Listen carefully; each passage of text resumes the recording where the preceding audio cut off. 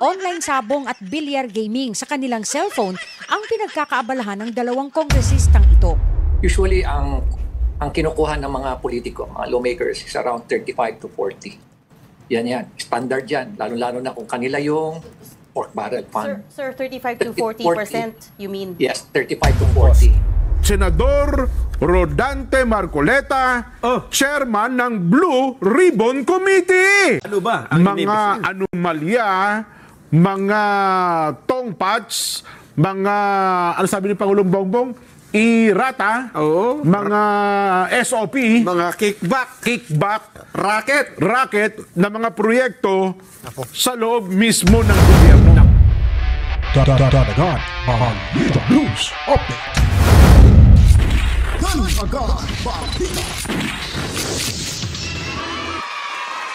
Right, welcome back mga kabayan, magandang buhay. Kamusta ang lahat? Tayo po nagbabalik na naman dito sa ating munting bahay, ang Danagan Balita Reaction Video News Update. At para ho maglalahad ng totoo at komprehensibong balitaan na sa mga oras na ito na nagala po natin sa loob ng 24 oras. Dahil ngayon po ay napakahalagang usapin ang ating pag-uusapan ngayon. Yung sinasabing 777 ni Magalong ay pinatutuhanan ito ni Toby Tiangco kung saan po itong ginawang kabulastugan, ginawang pagnakaw sa pera ng bayan ay pasimuno mga kabalitaan talaga dyan sa Kamara sa Administrasyong Tambaloslos mga kabalitaan. At nagsalita ho dito si Magalong na nakakuha di umano ito ng 35 to 45% na kickbacks ang mga politikong kawatan mga kabalitaan dyan lalo na sa Kamara. Meron na hong bagong chairman ng Blue Ribbon Committee. Wala na pong iba mga kabalitaan kundi si Senador Rodante Marcoleta. Dito na ho natin masusukat kung talagang si Senador Rodante Marcoleta ay handa niya bang banggain ang organisadong nakawanho sa Kamara mga kabalitaan na isang malaking dago ko ito ngayon sa 20th Congress mga kabalitaan ang pagiging chairman itong si Senador Rodante Marcoleta. Bago tayo tutungo dyan, itong si Bongit ay mahigpit ho na ipinagbabawal na itong online gambling. Subalit, nitong nagdaang araw lang mga kabalitaan, nitong eleksyon para sa speakership po ng House of Retaliation na nakuhanan ho ng video ng Bilyonaryo News na nanonood ng online gambling mga kabalitaan. So ganun po ho ba talaga kahigpit itong si Bongit na pinapa-take down yung mga influencer na nagpo-promote ho ng online gambling. Subalit naandyan pa rin pala sa Kamara ang mga naglalaro, mga mahilig sa online gambling mga kabalitaan kung saan hulikam ang dalawang congressman. Ng mga issue sa online gambling, nahulikam ang dalawang kongresista na nakatutok sa online sabong at bilyar sa kanilang mga cellphone. Ang malala, nangyari yan habang may sesyon. Yan ang agenda report ni Mavic Trinidad ng Abante Radyo. Habang busy ang mga kongresista kahapon sa botohan para sa susunod na mga lider ng Kamara, busy rin ang ibang kongresista sa ibang bagay. Hindi nga lang sa ongoing session, kundi sa online gaming. Online sabong at bilyar gaming sa kanilang cellphone ang pinagkakaabalahan ng dalawang kongresistang ito. Tila ito ang pampaalis inip ng dalawang mambabatas dahil sa dami at haba ng proseso ng botohan kahapon sa pagbubukas ng first regular session ng 20th Congress. Pero ang tanong, sila nga lang bang dalawa ang busy sa paglalaro ng online gaming? Dahil sa haba at tagal ng botohan sa plenaryo, kanya-kanyang paraan ang ginagawa ng mga mambabatas para maibsan ang pagkainip. Ang iba ay nakukuhang makipag-usap sa katabi o sa mga bisita. Ang iba naman ay walang humpay na nakikipagkamayan sa mga kapwa mambabatas. Para sa iba ay pumupuslit naman mula sa plenaryo para magtungo sa kanilang opisina at nagpapatawag na lang sa sandaling tapos na ang botohan. Para sa ibang kongresista, normal naman daw ang ganitong habit nila pero hindi sa panahon ng sesyon lalo na't may mahalagang tinatalakay at lalong hindi rin online sabong o online billiard gaming. Para sa agenda, Yun po mga kabalitaan. Ito ba ay pagkatapos nito, pag napanood ito ni Bongit, ang tanong ho natin, may papatawag ho ba ito? Dapat mo bang mag-explain ho ito, magpapaliwanag sa kanya? Kung hindi ho ito aaktuhan ni Bongit mga kabalitaan, malaking sampal ho ito sa kanyang kampanya na buwagin na ang online gambling. Kaya iintayin natin itong si Bongit, no? Naandyan lang pala sa camera. Itong mga hindi natin masasabi kung yun ba ay nakipagpustahan or nanunood lang dahil naiinip. Pero hindi ho rason dahil sila ay nainip, nanunood na lang ng online gambling. Dahil nga, pinapatanggal na nga ito ni Bongit, but naandyan pa rin sa kanilang mga cellphones. So, nirerespeto ba ang panawagan ni Bongit patungkol sa pakipaglaban sa illegal gambling? O sadyang hindi talaga karespeto itong si Bongit at hindi natatakot ang mga tonggisista dahil nga may backup ho sila ni Tambaloslos mga kabalitaan. So dapat isa-isahin yung mga tonggisistang iyon. Dapat ipapatawag yan sa Malacanang at ipakita sa taong bayan na may ginawang hakbang aksyon itong Bongit administration kung siya po ba ay talagang kung seryoso ho nito sa kanyang pagpapatanggal sa online gambling sa ating bansa.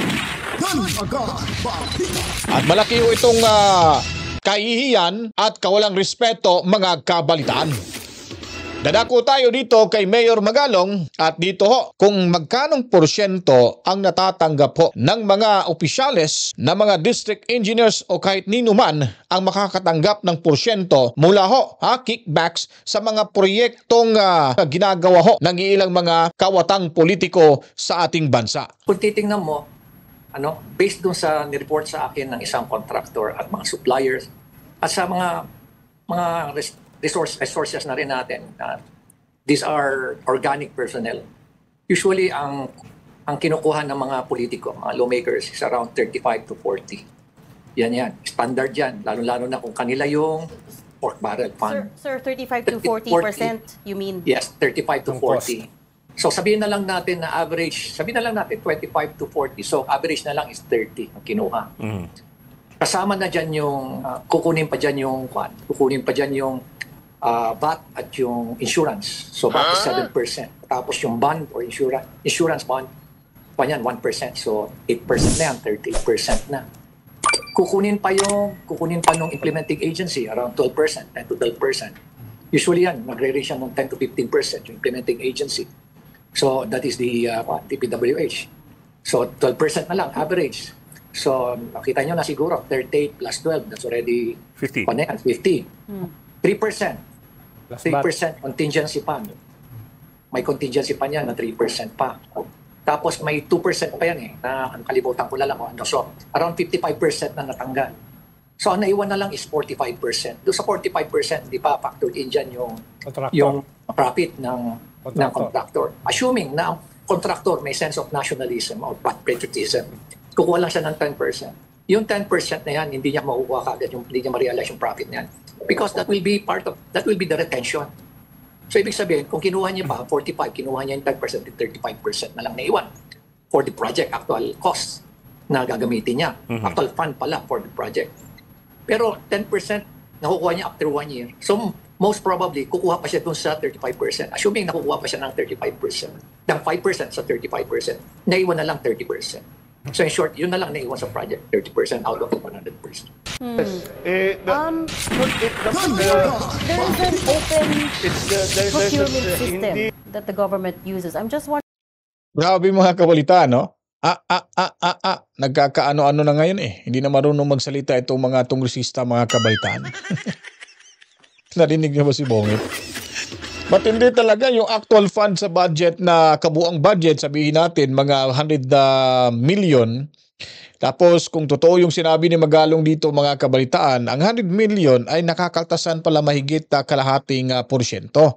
So sabihin natin 35% ang actual fund instead 100%. Sa 100 million, kung may 30%, meron na lang natitirang 30 million mga kabalitaan. So mga 70 million ay nakukuha ho nila. Nabubulsa pala ito mga kabalitaan. Kaya pala, pag sinasabing flood control projects, ay talagang sinabing ni Bongit na guni-guni ho talaga ito.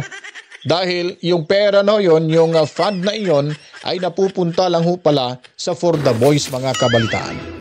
So ito, hindi na ho natin masasabi na magdududa pa ho tayo sa sinasabi nito ni Mayor Magalong dahil siya po mismo ay nag-iimbestiga at meron ho siyang kaukulang dokumento at validated po itong dokumentong ito, kaya hindi natin masasabi na siya ay gumagawa lamang ho ng eksena para sirain ang administrasyong Bungit.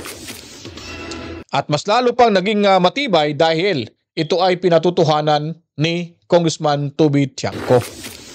So ano pa bang gagawin ho ni Bungit sa mga ganitong klaseng kongresista? Dapat aksyonan niya na ito. Huwag nang patagalin pa. Dahil pag hinahayaan ay mas lalo hong magiging spoiled brat ho itong mga kawatan dyan sa Kamara. At kailangan busisihin ho todo yung mga proyekto. Maglagay ho sila ng mga individual na ma-assign ho sa pag-check, pag-validate, lalo na ho pag-verify sa lahat ng mga kontraktor o mga materialis na ginagamit ng mga kontraktor ay yun po ba talaga ang nakasaad sa pag-purchase ho ng mga materyales na ito, mga kabalitaan. Dahil nga pinag-uusapan natin ang korupsyon, hindi ho ito matapos-tapos kung wala hong isang taong manindigan ho dito na babanggain ang organisadong grupong nakawan dyan na mga kongresista sa Kamara.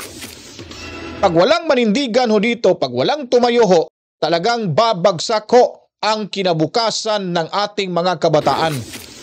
Dahil una pa lang, kung balikan ho natin yung GAA 2025, napakalaking kinaltas ng budget para ho sa edukasyon. Paano ba magkaroon ng sapat na edukasyon ang ating mga kabataan kung mismo ang budget nito ay tinitira na ho, kinuklimbat na ho, ninanakaw na ho ng mga kongresistang ito? Kailangan ho ito ng kakampi, mga kabalitaan, na tumuligsa sa mga kongresistang ito dahil alam ko hindi kaya ni Bungit, mga kabalitaan, dahil wala ho itong isang salita. Rule 10, Section 13, in relation to Section 18 of the Rules of the Senate, I move that we proceed to the organization of various standing committees of the Senate through the election of the respective chairpersons. I so move, Mr. President. Any objection? Hearing none, motion is approved. Mr. President, I move that we elect Senator Rodante Marcoleta as chairperson of the Committee on Accountability of Public Officers and Investigations. So move, Mr. President. Any objection? Ngayon po, klarong-klaro na ho na pinili na talaga bilang official na chairman ng Blue Ribbon Committee, mga kabalitaan, itong si idol ho natin, Senator Rodante Marcoleta. Ngayon, isa ho itong malaking dagok ngayon sa ating mga kongresistang kawatan. Kongresista na kawatan pa, mga kabalitaan. At ito ang dapat talaga na magiging kapartner ni Bungit. Kasi nga, gusto niyang puksain, mga kabalitaan, itong mga kawatan dyan sa Kamara. Well, meron na ho tayong Senador Marcoleta, ay sigurado ho, bibigyan ho ito ng kapangyarihan, babasbasan ho ito ni Bungit para maging masigasig ho itong mag-imbestiga si Senador Marcoleta sa mga kaalyado ni Bungit, mga kabalitaan. Mukhang may makakatuwang ang Pangulo, Nason. Para sa pag-audit nito mga budget na ito? Maimbestigahan itong mga proyektong ito. Sino? Sapagkat ngayong kalalabas lamang po ang balita mula sa Senado, mainit-init pa, umuusok-usok. Ba? Senador Rodante Marcoleta, chairman ng Blue Ribbon Committee. Siya na itinalaga? Yes. Chairman ng Blue Ribbon Committee? Ayun o. Ayaw nga. Blue Ribbon. Rodante Marcoleta. Alam mo naman kung ano ang iniimbestigahan ng Blue Ribbon Committee. So bago tayo didiretso, babasahin muna natin to yung inanunsyo na ng Senado mga bagong chairman ng committee para sa 20th Congress. So nangunguna ho si Senador Rodante Marcoleta para sa Blue Ribbon Committee, at itong sa account si Alan Cayetano, Agriculture Kiko Pangilinan. Ito naman yung gusto talaga ni Kiko, kaya ho sila ay umanibo sa majority. At itong sa Basic Education si Bam Aquino, at ang Constitutional Amendments si Robin Padilla. Cooperatives, Amy Marcos. Cultural Committees or Communities, Robin Padilla. And Energy, Pia Cayetano. At ang Environment na si Senator Camille Villar, mga kabalitaan. Ano ba? Mga anomalya, mga tongpats, mga, ano sabi ni Pangulong Bongbong? Irata, mga SOP, mga kickback, racket na mga proyekto sa loob mismo ng gobyerno. Naku po, importante yan. Kasi ang iniimbestigahan nito, mga opisyalis ng pamahalaan. Kasi Jen, kung hindi nga matitigil yan, wala akong mangyayari sa Pilipinas. Yeah. Ito yung sinasabi natin mga kabaitaan. Kasi nga si Senador Marcoleta ay talagang handang-handa na ho dito na babanggain yung pader na namuuho dyan sa Kamara para ho sa mga kongresista na hindi ho masilip. May konsuelo di bobo ho itong gagawin ni Marcoleta dahil una na ho sa SONA pa lang, sa isa sa inilabas na SONA ni Bongit mga kabalitaan, handa ho siyang tuligsain, handa ho siyang tapusin ang sinimulang pagnanakaw ng pera, lalo na po yung budget insertion ho, itong nagdaang 2025 GAA mga kabalitaan. So nagkakaroon ho ito ng lakas na loob itong si Marcoleta. Kaya sinasabi ko na mas lalong lalakas ang loob ni Marcoleta dahil sa sinasabi pa lang ni Bongit ay parang may basbas na rin ito na gagawin ang tama sa pag-imbestiga ng mga kawatan sa ating gobyerno, lalo na dyan sa Kamara na napakahilig nilang humihingi ho ng for the boys, humihingi ng irata, humihingi na ho ng tongpats, humihingi ho ng kickbacks mga kabalitaan at kung ano-ano pa para ho makadikwat sa pera ni Juan de la Cruz sa mga kabalitaan. Palaki ng palaki ang utang natin, pero paurong ng paurong ang ating kaunlaran, di ba? Dati-dati tayo ay exporter ng nyug, exporter ng bigas. Yan. Ngayon tayo importer na. Wala na tayong ma-produce. Kasi yung mga para dyan dapat, para paunlarin ang agrikultura at iba pa, napunta ko sa mga project na hindi naman napapakinabangan. Kasi alam mo, so ang laki ng papel nitong Blue Ribbon. Kasi itong mga nakalipas na mga administrasyon, lalo ng Pangulong Digong, ito kasi yung Blue Ribbon na gamit sa politika eh. Di ba? Naalala mo, Dick Gordon. Yes! Na-politicize yung Blue Ribbon Committee na yan eh. At aminin mo o hindi ni Senator Dick Gordon, yun na naging daan para natalo siya sa nakalipas na halalan. Itong huli naman, Senador ang ating kaibigan, di ba, Tolentino, naging chairman din po ng Blue Ribbon Committee. Well, hindi rin naging maganda ang kanyang kapalaran. Pero ako dito, Nelson, yung tatlong pangunahing problema lang ng bansa natin, ang masolusyonan at malutas ng Blue Ribbon Committee ng Senado, nako, parang yun ang nakikinikinita. Anong mangyayari kay Senador Dante Marcoleta sa susunod na mga taon? So, mantakin mo, halimbawa, nalutas mo yung, nakita mo yung problema ng flood control projects. Ito. Tama ho sinabi ni Jen ho dito mga kabalitaan dahil ito ay stepping stone ho ito ni Senador Rodante Marcoleta. Pag nasulbar niya ho, pag nagkaroon ng solusyon, at mawala na ho, masawata na ho itong nakawan sa ating gobyerno, ay malamang magiging pangalawang pangulo, magiging running mate ho ito ni ni Vice President Sara Duterte pag papalarin ho mga kabalitaan. Sa ginawa niya hong pagiging transparent at pagiging makatotohanan ho sa kanyang ginagampanang tungkulin bilang kongresista dyan sa Kamara, ay nakikita ho ng taong bayan na ito sincere ho talaga ito na sumusunod sa tamang nakasaad, kung anong nakasaad ho sa batas ho natin mga kabaitan at mga proseso. Lalo na ho, yung kanyang pagdepensa kay Sara Duterte na parang tradisyon na ho talaga, hinaharangan pa. Kaso nga lang, dahil nga po it's politically motivated, so hindi ho ito natuloy at nagkaroon ho talaga ng malaking gusot. Kaya si Senador Marcoleta ay nanindigan ho talaga sa kanyang prinsipyo na bilang siya ay tapat na senador, congressman, tapat ho siya sa kanyang tungkulin at kung ano lamang ho ang katotohanan at naayon sa batas, ay doon lamang ho ito mga kabalitaan. Kaya lumusot ito na naging senador, lalo na ngayon ay naging chairman na rin ng Blue Ribbon Committee at sigurado maraming mga tiwaling opisyal ng ating gobyerno ang masasagasaan ho nito at makakatikim ng bangis ng isang pambansang simangot ng ating bansa. Talagang yung simangot ni Senador Marcoleta, yan ang makakaresolba ng mga ginagawang kabablastugan, pagnanakaw ng pera sa ating bayan sa mga kawatang politiko dyan sa Kongreso. Diba? Halimbawa, yung graft and corruption sa mga ahensya ng pamahalaan. Kasi nang niimbestigahan yan eh.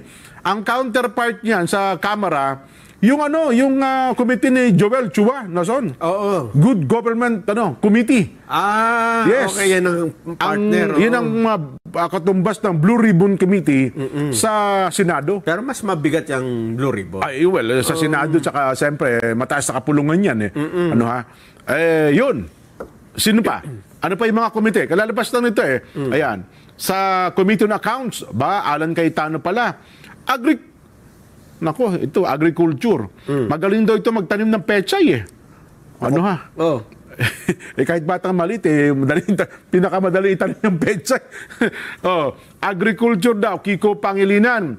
Basic Education, Senador Bam Aquino. Yan. Totoo ba yun? Kumakain daw ng dahon ng saging. Hindi, dahon ng yung Mustasa. Mustasa po yun. May burong isda. Yan. Constitutional amendments. Si Senador Ruben Padilla. Pinag-uusapan niya, may kinalaman sa eleksyon.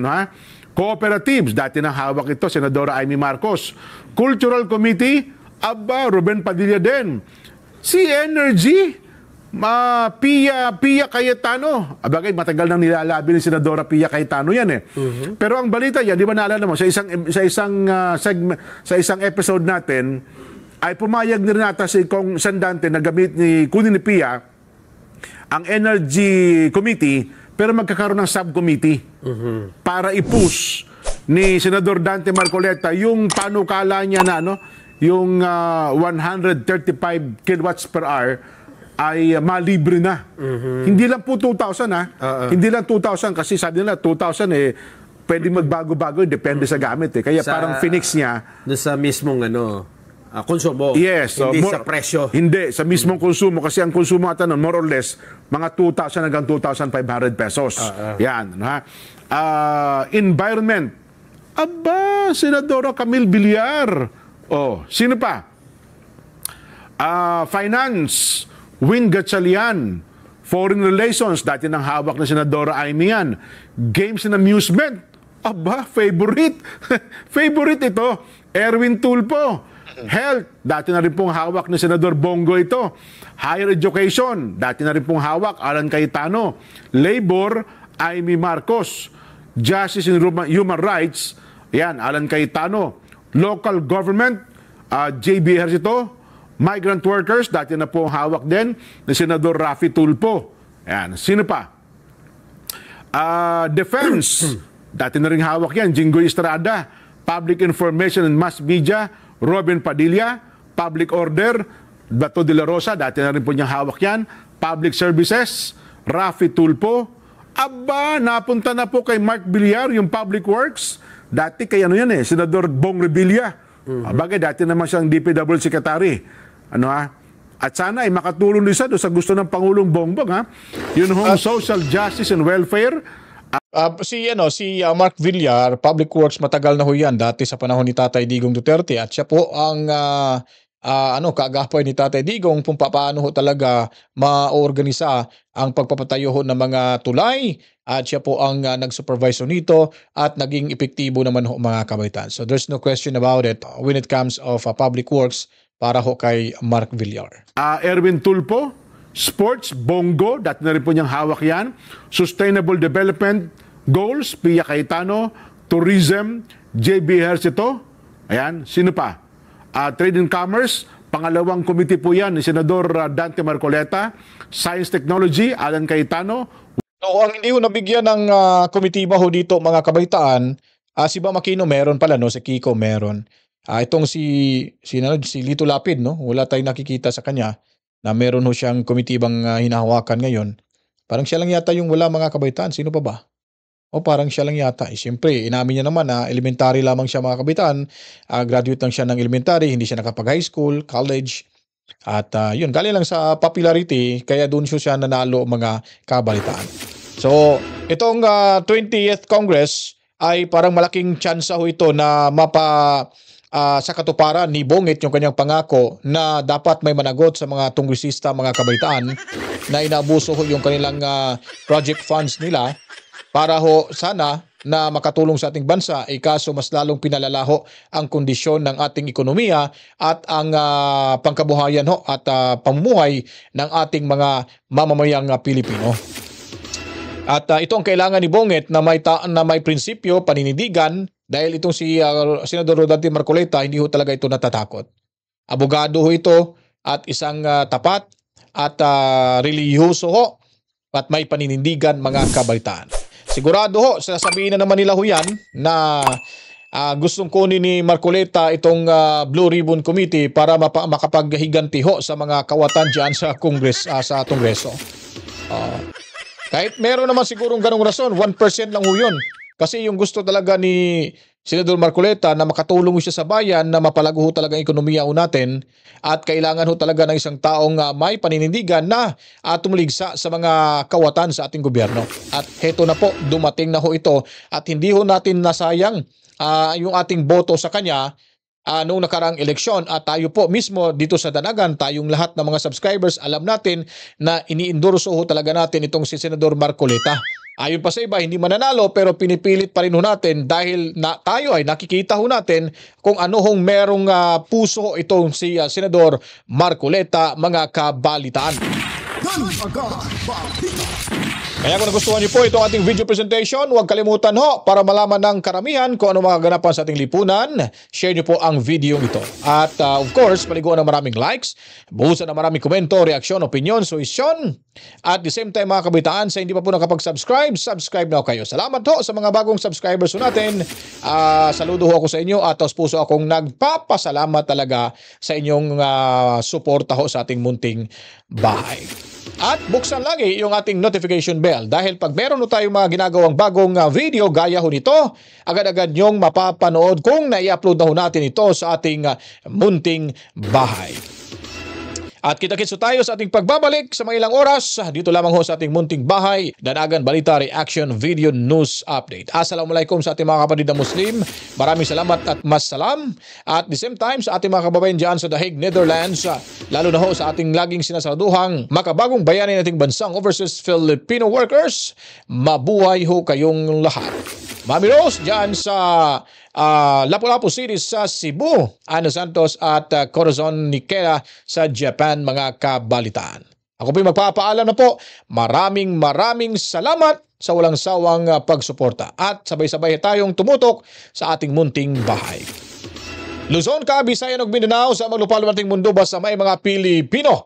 Ang bahay na ito ay para sa ating lahat. Maayong adlaw kanatong tanan. To God be the glory. Mwah, chip. Peace out.